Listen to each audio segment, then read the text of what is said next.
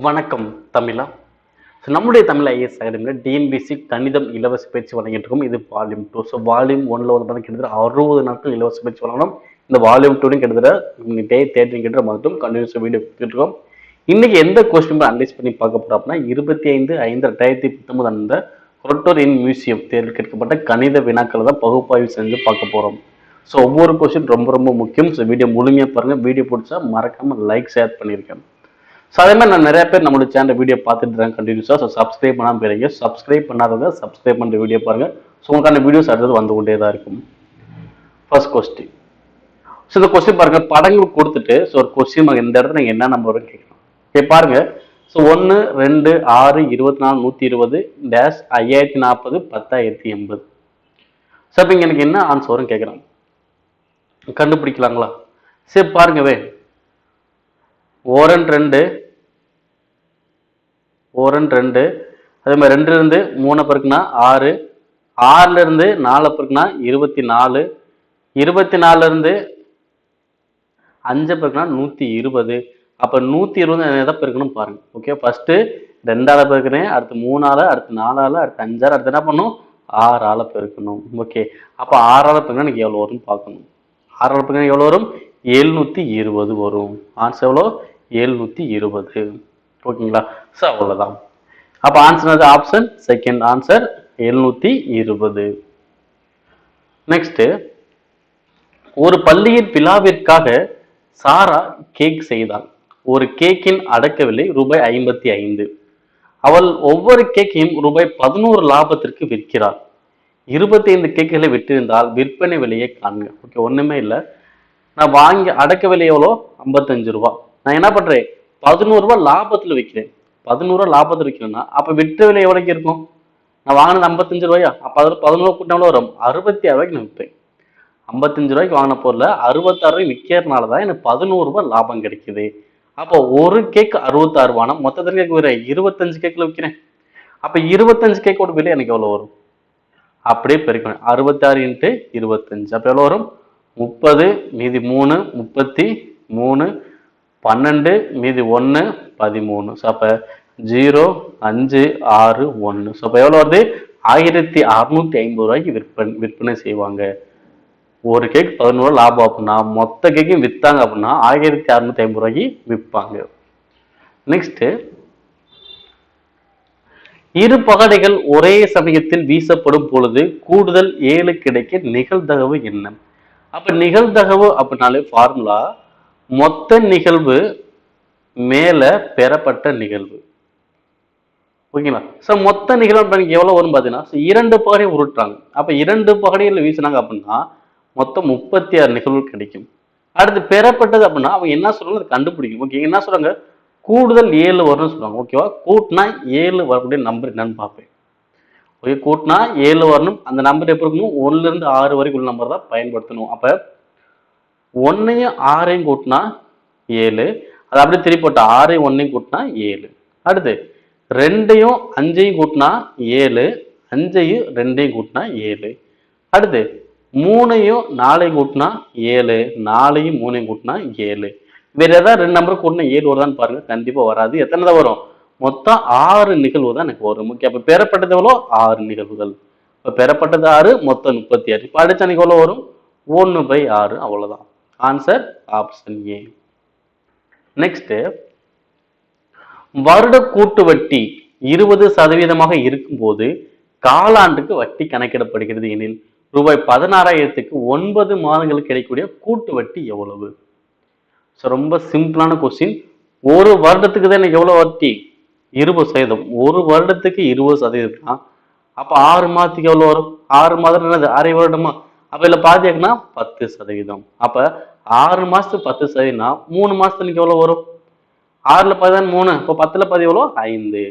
அப்ப காலாண்டுக்கு ஒரு முறை என்ன பண்ணணும்? 5% கண்டுபிடிக்கணும். ஓகே இங்க எத்தனை மாதம் கொடுத்துறாங்க? 9 மாதங்கள். ஓகேவா?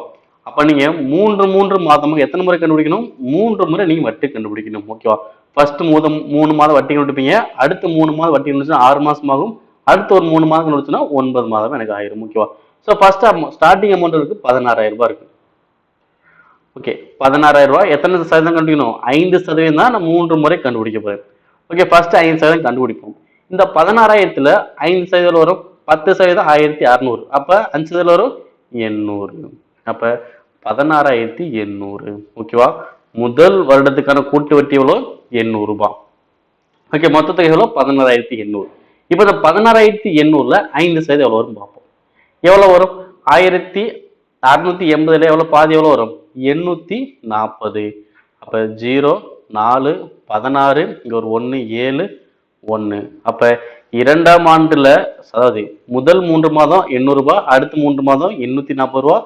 அப்ப இன்னொரு 3 மாதம் கழிச்சு 9 மாதம் வரும். ஓகே, திரும்ப என்ன பண்ணும்? இதுல 5% எவ்வளவு பார்க்கணும். ஓகே, 10% எனக்கு எவ்வளோ? 1764. அப்ப 5% எவ்வளோ வரும்? 8 8 2. ஓகேவா? இது மூணாவது 3 மாதம். ஓகே, மொத்தம் இது ஒரு 3, இது ஒரு 3 கூட்டினா 6, இது 3 கூட்டினா 9 மாதம் முடிஞ்சு. ஓகேங்களா? இப்போ இது கூட்டினா எவ்வளோ வருது? 2 12, இங்க ஒரு 1 15, இங்க ஒரு 1 8 1. ஓகே, அப்ப 18,522. இது வந்து என்னது? மொத்த தொகை தான் எனக்கு எவ்வளவு? 18,522. அவன் கேட்கப்பட்டது கூட்டு வட்டி. அப்ப 16,000 அசலு, 18,522 மொத்த தொகை. அப்ப இதுல இருந்து என்ன பண்ணும்? மொத்த தொகையிலிருந்து அசலை கழிச்சோம்னா வட்டி மட்டும் எனக்கு கிடைச்சிடும். அப்ப வட்டி மட்டும் எவ்வளவு கிடைக்கும்? 2,522 ரூபாய் கிடைக்கும். ஓகேங்களா? அப்போ 9 மாதங்களுக்கு கிடைக்கக்கூடிய வட்டி எவ்வளவு? 2,522 ரூபாய். Answer option last. ஓகேவா? நீங்க ஆப்ஷன் மூலமோட கண்டுபிடிச்சு, ஏன்னா அவன் கேட்கப்பட்டது கூட்டு வட்டி தான். ஸோ அப்போ கூட்டு வட்டின்னு கேட்டாங்க அப்படின்னா கண்டிப்பா தொகை கம்மியாக தான் இருக்கும். அனைத்தையும் பாருங்க, 18 16,000 18, கண்டிப்பா வாய்ப்பே கிடையாது. ஆன்சர் ஆப்ஷன் லாஸ்ட் தான் சரி. நெக்ஸ்ட், வரிசையில் விடுபட்ட எழுத்தை காண்க. ஓகே, பாருங்க, எப்பயுமே நம்ம என்ன பண்ணுவோம்னா எழுத்துக்கள் கொடுத்தா நம்பர்ஸ் போட்டுக்குவோம். ஓகேவா? அப்ப ஏனா 1, ஐனா 9, பீனா 16, பி அப்படின்னா 22, அடுத்து ஏ அப்படின்னா 1, ஈனா 5. அப்ப அடுத்து எனக்கு என்ன வரும் கொஸ்டின்? ஓகே, பாருங்க, ஃபர்ஸ்ட் இங்க எவ்வளவு கூடுது? 8 கூடுது, அடுத்து 7 கூடுது, அடுத்து 6 கூடுது, அடுத்து எவ்வளவு கூடுதுன்னு பாருங்க. 22 இங்க 1 வந்துச்சு. ஆக்சுவலி இது 1 சொல்லலாம், இல்லைன்னா 27 கூட சொல்லலாம். ஏ அப்படின்னா 22 முடிஞ்சு 26 வருமா? 26க்கு அப்புறம் திரும்ப என்ன ஏ வர ஆரம்பிச்சிடும். ஓகே, அது என்ன சொல்லுவோம்? 1ன்னு சொல்லுவோம், இல்லைன்னா 27 கூட சொல்லுவோம். ஓகேவா? அப்ப 22 27 என்ன ஆகுது? 5 கூடுது. அப்ப அடுத்து 27 1ன்னு சொல்லலாமா? அடுத்து 1ல இருந்து 5 எவ்வளவு கூடுது? 4 கூடுது. ஓகேவா? 8 7 6 5 4. அப்ப அடுத்து எவ்வளவு கூடும்? 3 தான் கூடும். அப்ப 5ல 3 கூட்டின எவ்வளோ? 8. அப்ப 8க்கான எழுத்து என்னது? H. ஸோ அவ்வளவுதான். Answer option last. ஓகேவா? ஸோ ஏங்கிறது 1ன்னு சொல்லலாம், அப்படி இல்லைன்னா 27 கூட சொல்லலாம். பி அப்படின்னா 2ன்னு சொல்லலாம், இல்லைன்னா 28ன்னு சொல்லலாம். ஏ அப்படின்னா அந்த சீக்வன்ஸ் ஒரு ஃபுல் முடிஞ்சுட்டு அடுத்தது வரும்போது திரும்ப என்ன ஆகும்? நம்ம 1ன்னு சொல்லுவோம், இல்லை 27 கூட சொல்லிக்கலாம். ஓகே, நம்முடைய அந்த கொஸ்டினுக்கு ஏதாவது நம்ம ஆன்சர் பண்ணணும். நெக்ஸ்ட், பி என்பது ஒரு பகா எண் எனில் பி மற்றும் பி பிளஸ் 1 ஆகிய எண்களுக்கான மீச்சீமா எல்சிஎம் என்ன அப்படின்னு கேட்கலாம். ஓகேவா? ஸோ அப்ப 2 எண்கள் கொடுக்குறாங்க. 2 என்னது? B b plus 1. ஓகேவா? இதோட எல்சிஎம் எனக்கு என்னது? ஓகேவா? 2 எண்களின் பெருக்கல் பலன் எல்சிஎம் HCF பெருக்கல் பலனுக்கு சமம். ஓகேவா? இது பகா எண்கள் சொன்னால, ஓகேவா, ஏதாவது ஒரு நம்பர் பகா எண்ணா எனக்கு இன்னொரு நம்பர் எந்த நம்பரா இருந்தாலுமே என்னால் டிவைட் பண்ணவே முடியாது. ஓகேவா? அப்ப HCF மதிப்பு எனக்கு எவ்வளவு வரும்னா 1 தான் வரும். ஓகே, அப்ப எல்சிஎம் இன்ட்டு 1, ஏவோட மதிப்பு என்ன வச்சுக்கலாம்? பின்னு வச்சுக்கலாம். இன்னொரு நம்பர் அது பி பிளஸ் 1. ஓகேவா? அப்ப எனக்கு எல்சிஎம் மதிப்பு எவ்வளவு வருது? B of b plus 1. அவ்வளவுதான். அப்ப ஆன்சர் அது b of b plus 1. Option last. ஓகேவா? ஏன் HCF மதிப்பு 1 போட்டு முடியுது? ஏன்னா ஒரு நம்பர் பகாயன் ஆயிடுச்சுன்னா கண்டிப்பா உனக்கு ஆன்சர் என்ன தான் வரும்? HCF 1 தான் வரும். அதாவது இன்னொன்று பார்த்தா பி பிளஸ் 1 சொல்லி இந்த ஒரு நம்பர் பி, இன்னொரு நம்பர் என்ன? பி பிளஸ் 1 தான். சம்மல எக்ஸாம்பிள் வச்சுக்கலாம். கண்டினியூஸா நம்பர் வர மாதிரி இருக்கு அப்படின்னா பிக்கு என்ன 2ன்னு கொடுத்தீங்க அப்படின்னா பி பிளஸ் 1க்கு எனக்கு எவ்வளவு வரும்? 3ன்னு வரும். கரெக்டா? அப்ப 2 3 இதுக்கான HCF எவ்வளவு தான் வரும்? 1 தான் வரும். ஓகேங்களா? அவ்வளவுதான். நெக்ஸ்ட், மாணவன் இஸ்டு மதிப்பெண். இப்ப இதே மாதிரி தொடர்புடைய 2 வார்த்தைகள் நீங்க எடுக்க போறீங்க. ஓகே, மாணவன் வந்து என்ன பண்ணுவாருன்னா அவருடைய முக்கியமான நோக்கமே பார்த்தீங்கன்னா மார்க் எடுக்கணும். அவராக இருந்தால் முக்கியமான நோக்கமே. ஸோ அதே மாதிரி பார்த்தீங்கன்னா ஆசிரியருக்கு வந்து பார்த்தீங்கன்னா வகுப்பறை எடுக்கணும் அப்படி இல்லை, ஆசிரியர் வந்து பார்த்தீங்கன்னா அவர் வேலைக்கான மதிப்புகள் வாங்குவார். ஓகே, அதுதான் இந்த மதிப்பெண் வாங்குறாங்கன்னா அதே மாதிரி வாங்குறத வரணும், வகுப்பறை எடுக்கிறான்னு வரக்கூடாது. ஓகேவா? ஆராய்ச்சியில வந்து ஆராய்ச்சி பண்ணி எடுப்பாங்க, புதுசு ஆராய்ச்சி கண்டுபிடிப்பாங்க, அந்த மாதிரி. அதாவது பேனாங்கிறது முனைக்கும் சம்மந்தம் இல்லை. ஓகேவா? காத்திருப்பவர் அப்படின்னா வெயிட்டர்னு சொல்லுவாங்கல்ல, வெயிட்டர் என்ன பண்ணுவாரு, டிப்ஸுக்காக வெயிட் பண்ணிட்டே இருப்பாரு. அவருடைய வேலை என்னது, அந்த டிப்ஸுக்காக வெயிட் பண்ணுவாரு. அப்ப இதுக்கான ஆன்சர் வந்து பார்த்தீங்கன்னா லாஸ்ட் உள்ளதான் எனக்கு பொருந்துற மாதிரி இருக்கும். ஓகே, மாணவன் மதிப்பெண். ஸோ அதுக்கேற்ற மாதிரி காத்திருப்பவர் டிப்ஸுக்காக வெயிட் பண்ணுவார். இதுதான் எனக்கு பொருந்துற மாதிரி இருக்கு. நெக்ஸ்ட், ஒரு மிதிவண்டியின் விலை ரூபாய் 1500 என குறிக்கப்பட்டுள்ளது. இதை ரூபாய் 1350க்கு விட்டால் தள்ளுபடி சதவீதம் எனக்கு எவ்வளவு? ஓகேவா? ஸோ தள்ளுபடி சதவீதம் கேட்டாலும் ஒண்ணுதான், இல்லைன்னா நட்டம் சொன்னாலும் ஒண்ணுதான். எனக்கு ரெண்டுமே ஒரே மீனிங் தான். அப்ப என்ன பண்ணும், வாங்கினதுக்கு விற்றதுக்குள்ள வித்தியாசம் பாருங்க. 1500 1350. அப்ப வித்தியாசம் எவ்வளோ? 150 வகுத்தல் நான் வாங்கினது எவ்வளோ? 1500 இன்ட்டு 100. இப்ப என்ன பண்ணலாம், அடிக்கலாம். ஒரு ஜீரோவுக்கு ஒரு ஜீரோ, ஒரு 150 150, இங்கே 150. அப்ப ஆன்சர் வருது 10%. அப்ப எத்தனை சதவீதம் தள்ளுபடி பண்ணிருக்காங்க? 10% தள்ளுபடி பண்ணிருக்காங்க. Answer option C. ஓகேவா? வாங்கினதுக்கும் விற்றதுக்குள்ள வித்தியாசம் 150. நான் வாங்கினது கீழே போடுவேன், இன்ட்டு 100. நெக்ஸ்ட், ஒரு குறிப்பிட்ட அசலானது 8% வட்டி வீதத்தில் 3 மடங்காக எடுத்துக்கொள்ளும் ஆண்டுகள் எவ்வளவு கேட்கலாம். ஓகேவா? வட்டி வீதம் கொடுத்துட்டு ஆண்டுகள் கேட்கிறாங்க. ஓகேவா? இது நம்ம முன்னாடியே ஒரு ஃபார்முலா வச்சிருந்தோம். என்ன formula? Rate of interest equal to T minus 1 into 100 divide by A. ஓகேங்களா? இவன் நம்ம எண்ணுக்கு என்ன பண்ணலாம், எண்ணுங்க பேரும் 6 கீழே வந்துடும், அவ்வளவுதான். ஓகே, அப்ப டீன்னா மடங்கு. ஓகேங்க, எத்தனை மடங்கு? 3 மடங்கு. அப்ப 3ல 1 போச்சுன்னா 2. அப்ப 2 100 பெருக்குனா 200 வகுத்தல் இங்க எத்தனை சதவீதம்? 8. அதை அப்படி கீழே போடுங்க. ஓகேவா? இத்தனை முன்னாடி சொல்லிட்டே இருப்போம், நிறைய முறை இந்த கொஸ்டின் வந்துகிட்டு தான் இருக்கு, ரிப்பீட்டடா இதே மெத்தட்ல வந்துகிட்டு தான் இருக்கு. 3 அப்படின்னா 200 போடணும், 4னா 300 போடணும், 2னா 100 போடணும்னு சொல்லிட்டே இருப்போம். இல்ல சார் இந்த ஃபார்முலா ஞாபகம், இந்த ஃபார்முலா ஞாபகம். சப்போஸ் கொஸ்டின் ஃபார்முலாவே கொஸ்டின் கேட்டால் நீங்க ஆன்சர் பண்ணிக்கலாம். ஓகே, அப்ப 3னா 1 கழிச்சா 2, 100 பக்கம்னா 200. அப்ப 200 பை 8 படிச்சாலும் வரும்.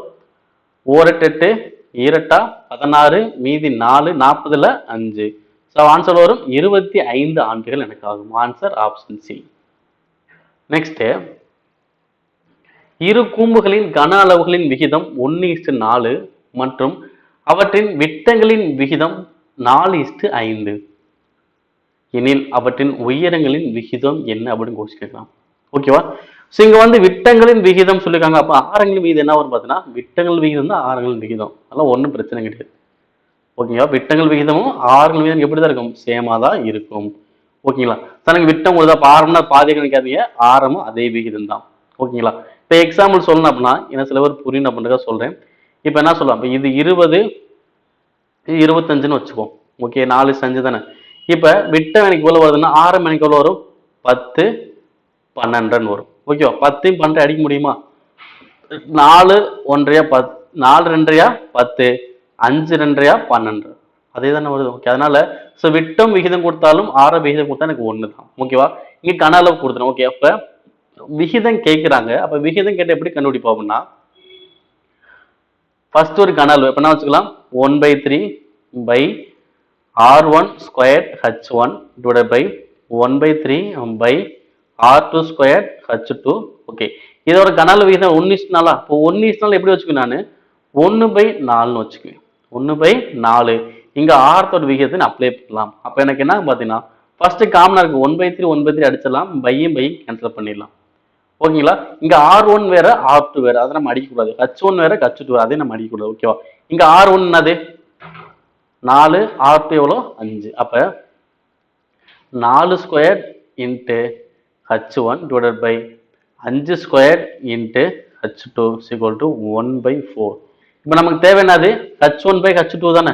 அப்ப இந்த 5 ஸ்கொயர் மேல போயிடும், 4 ஸ்கொயர் கீழே வந்துடும். அப்ப h1 by h2 1 into 5 square 4 into 4 square. அப்ப எவ்வளவு வரும்? 25, இங்க 64. அப்ப h1 h2 எவ்வளவு வருது? 25:64. அவ்வளவுதான்ப்பா. ஓகேங்களா? நெக்ஸ்ட்,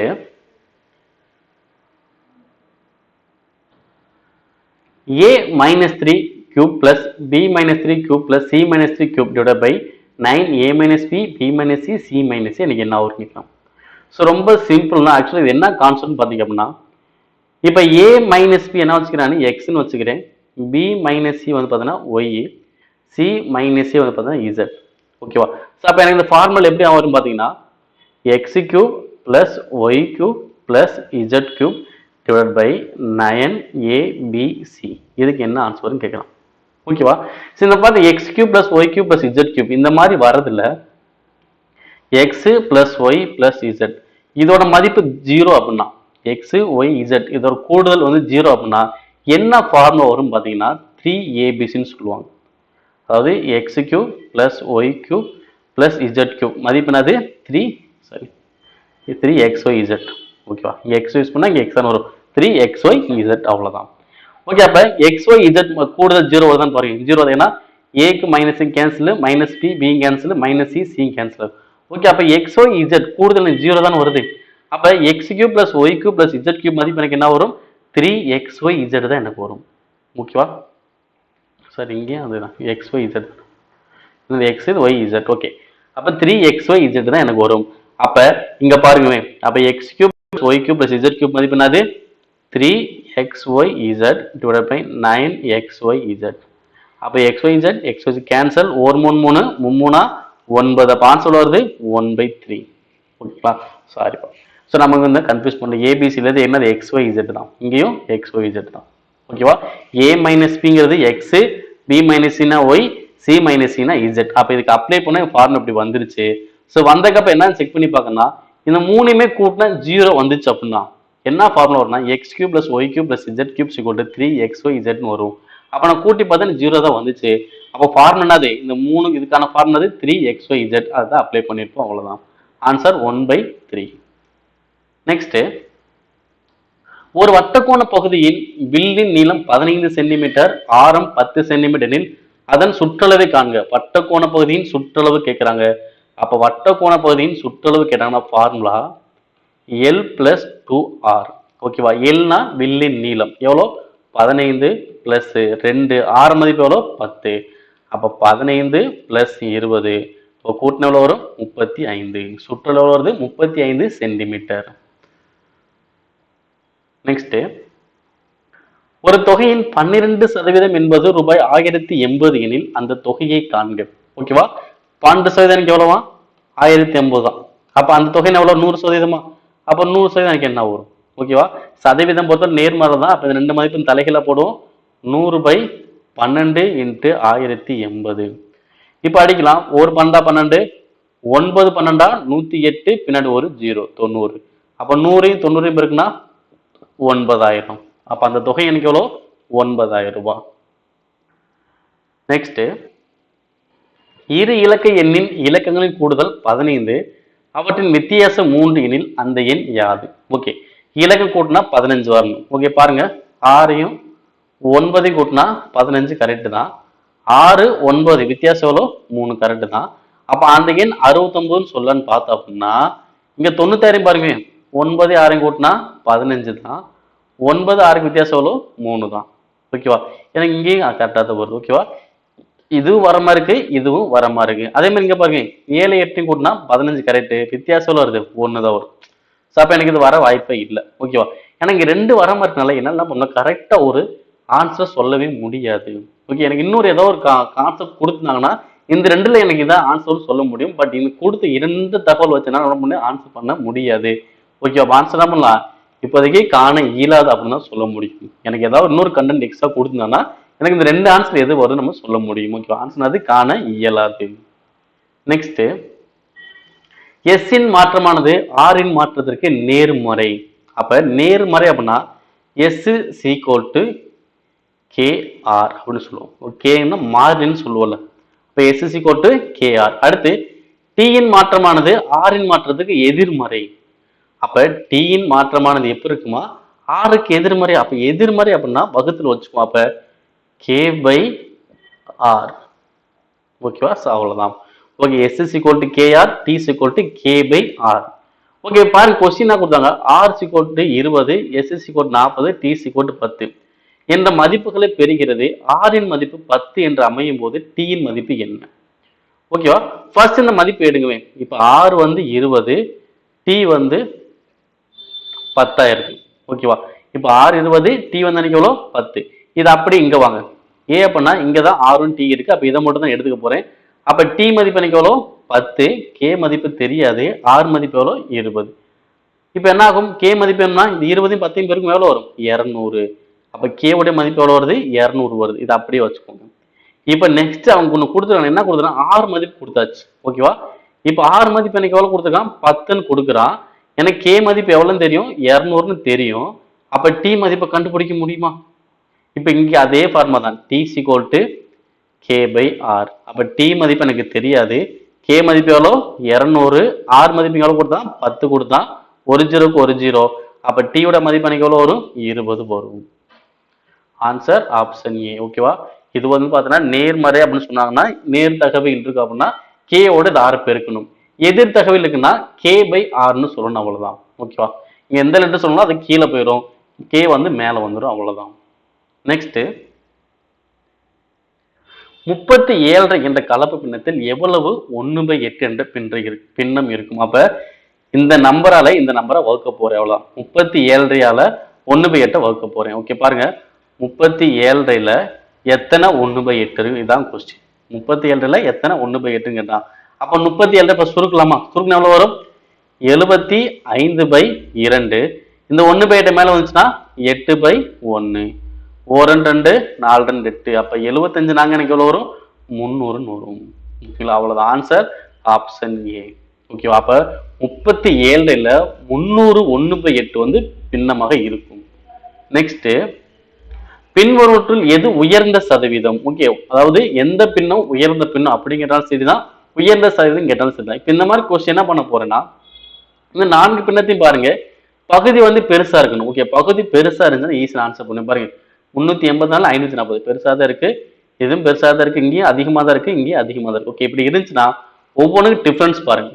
ஒவ்வொன்றுக்கும் டிஃபரன்ஸ் பாருங்க. டிஃபரன்ஸ் வந்து எங்க குறைவாக இருக்கிறதோ, எங்க குறைவா இருக்குதோ அதுதான் அதிகமான சதவீதம், இல்ல உயர்ந்த சதவீதம். எப்படினாலும் சொல்லலாம். அதிகமான நம்பர் சொல்லலாம், இல்ல உயர்ந்த சதவீதம் சொல்லலாம். ஓகே, டிஃபரன்ஸ் பாருங்க. இங்க 384, இங்க 540. அப்ப எவ்வளவு வரும்?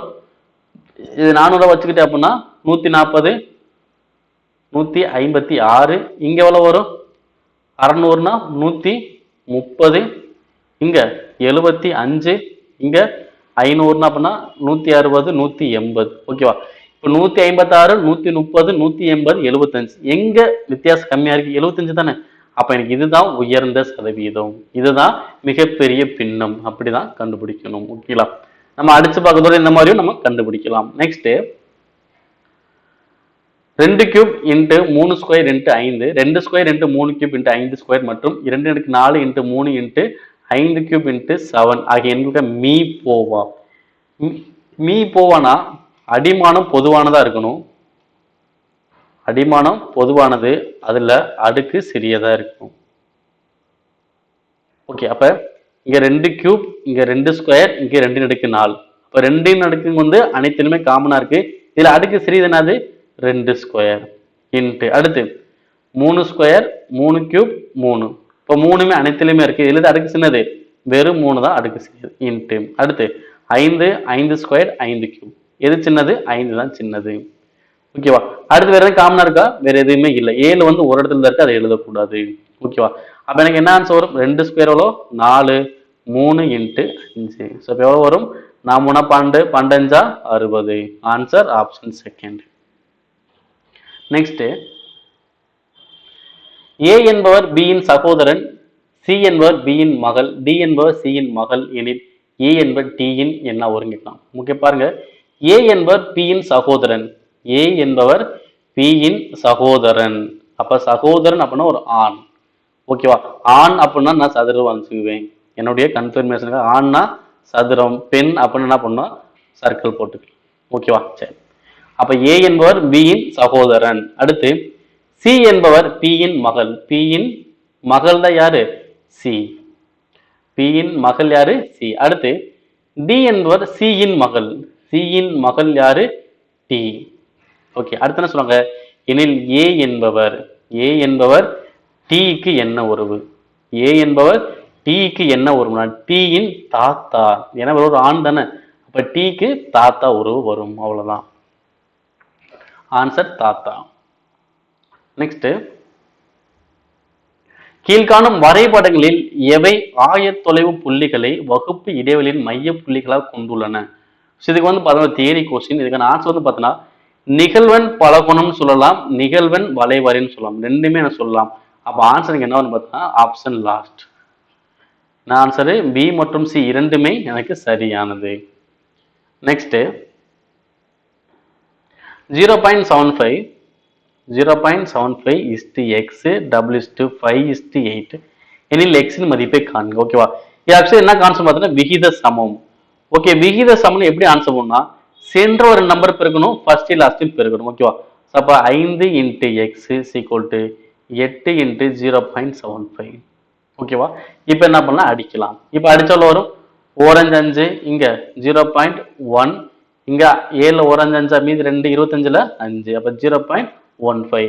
அப்ப இப்போ இருக்குங்க 8ஐயும் 5 பார்க்கணும் 120, அப்ப 2 மட்டும் பாயிண்ட் வச்சா 1.20, அப்ப எக்ஸோட மதிப்பு எவ்வளோ 1.20.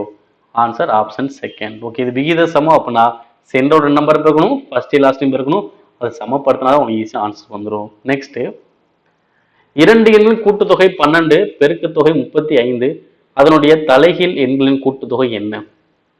ஓகே, கொஸ்டின் பார்க்கணும். இரண்டு எண்கள் ஏன்னு வச்சுக்கலாம், பின்னு வச்சுக்கலாம். ஓகே, அதை கூட்டினா எனக்கு எவ்வளவு கிடைக்குமா 12, பெருக்குனா எனக்கு எவ்வளவு கிடைக்குமா 35.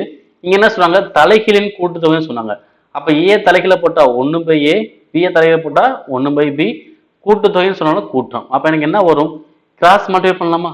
அப்ப a plus b divided by ab. ஓகேங்க, b மேல போயிரும், a மேல போயிருமா, இப்ப b plus a ன்னு சொல்லலாம், a plus b ன்னு சொல்லலாம், கீழ உள்ளது அப்படியே போயிருக்கும். அப்ப a plus b divided by ab. எனக்கு a plus மதிப்பு தெரியல எவ்வளோ 12, ab மதிப்பு எவ்வளோ 35. அப்ப ஆன்சர் எவ்வளோ 12/35. ஓகே, இன்னும் ரொம்ப சிம்பிளா சொன்னா இந்த மாதிரி கொஸ்டின் கேட்டானா கூடுதல் மதிப்பு மேல இருக்கும், பெருக்கல் மதிப்பு கீழே இருக்கும். அப்ப 12/35 அவ்வளவுதான், முடிஞ்சு. ஓகேங்களா, நெக்ஸ்ட் 3, 4, 5, 6 மற்றும் 8 என்ற எண்களை வகுக்கும் மிக சிறிய முழு வர்க்க எண் அப்படின்னு கேட்கலாம். ஓகே, ஸோ மிக சிறிய முழு வர்க்க எண் கேட்டாங்க அப்ப என்ன பண்ண போறோம், ஃபர்ஸ்ட் எல்சிஎம் தான் கண்டுபிடிக்க போறோம். 3, 4, 5, 6, 8. ஓகே, இதோடைய எல்சிஎம் எவ்வளோன்னு பார்க்கலாம். ஃபர்ஸ்ட் 3 அடிச்சோம்னா 1 3 3, 4 அடிக்க முடியாது, 5 அடிக்க முடியாது, 2 3 6, இங்க 8 அப்படியே தான் இருக்கும். இப்போ அடுத்து என்ன பண்ணலாம், 4 அடிச்சோம்னா 1 4, 5, 2 அடிக்க முடியாது, 2 4. இப்போ 2 அடிச்சோம்னா இது 1 தானே, 1 5, இங்க 1. ஓகே, இப்போ மொத்தம் பெருங்க. நான் 3 12, 12 24, 24 5 120. அப்ப எல்சிஎம் எவ்வளோ 120. ஓகே, அப்ப 120 மடங்குல தான் எனக்கு ஆன்சர் வரணும். அந்த நம்பர் வந்து எனக்கு வர்க்க எண்ணாவும் இருக்கணும். ஓகேவா, 120 மடங்குல ஃபர்ஸ்ட் இருக்கணும். ஓகேவா, 900 வந்து 120 மடங்கா கிடையாது. ஓகேவா, அதாவது 960 தான் 120 மடங்கா வரும், 900 வந்து 120 மடங்கா வராது. அதே மாதிரி 2500 120 மடங்கா வராது. ஓகேவா, 1200 வந்து பாத்தீங்கன்னா 120 மடங்கு தான். ஏன்னா 10 120 1200. ஆனா 1200ங்கிறது ஒரு வர்க்க எண் கிடையாது. அப்ப எனக்கு இதுவும் ஆன்சர் வராது. ஓகேவா, அப்ப 3600 பார்த்தா 120 மடங்கு தான், 3600ங்கிறது ஒரு வர்க்க எண்ணு தான். ஏன்னா 60 ஸ்கொயர் எவ்வளோ 3600.